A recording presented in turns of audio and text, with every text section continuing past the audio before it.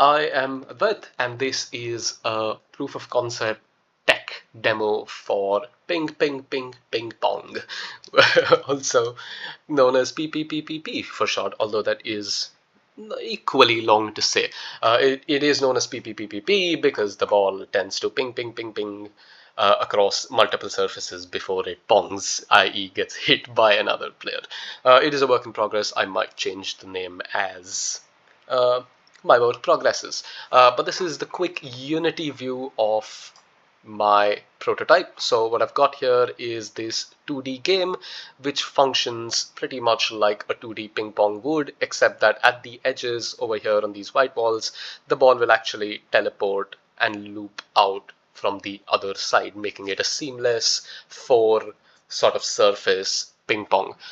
This will currently work in what I call the physics testing system, which means these other two black walls will deflect, bounce the ball instead of scoring a point, but this can be changed very quickly to ping pong or squash, as it will be in the final presentation. I've also got here a little OpenCV feed so that when I hit play, you will be able to see where my paddle is and how that influences the position of the virtual paddle. Now I'm just going to play, and unfortunately I cannot use my webcam to actually record myself while I do this, although you can see parts of my t-shirt appearing over here. And that's simply because the webcam is being used for OpenCV, so it creates this sort of weird conflict even if I plug in multiple webcams.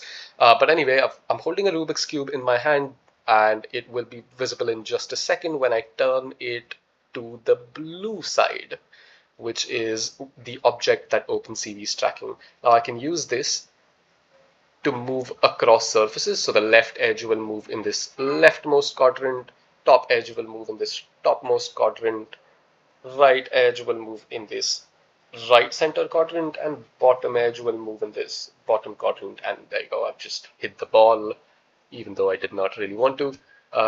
Let me just restart that, otherwise the ball is going to be a distraction. Additionally, come on. Sorry about that. I'm going to just hold my Rubik's Cube here so I don't hit it. Never mind. But as you can see, this establishes how the ball loops around. Now, additionally, I can also use the Rubik's Cube to move forward and backward, changing the position of my paddle. And as soon as the paddle hits the ball, the ball will get deflected. I've got this other view where I'm using a projection of those four on a 2D space, which should be able to very quickly demonstrate how this will actually work. So these four planes will get projected instead of just being a view on Unity, obviously. And the Rubik's Cube, the blue Rubik's Cube in my hand, will be replaced by blue colored paddles that the players can hold in their hands as they stand on this side and this bigger, longer side of, of the installation. As you can see, this 3D is just a projection of those four, because I've got four cameras that are aimed at each of these quadrants, and I have full control over the physics of the system as well as the placement of these cameras, so I can tweak it around in order to adjust it to how they need to be mapped to different projectors. And I can obviously also, if I go to my OpenCV feed, I can change what color is being detected. So my target color is set to the blue Rubik's Cube at the moment, but that can change, as well as a lot of the other options which make this game possible.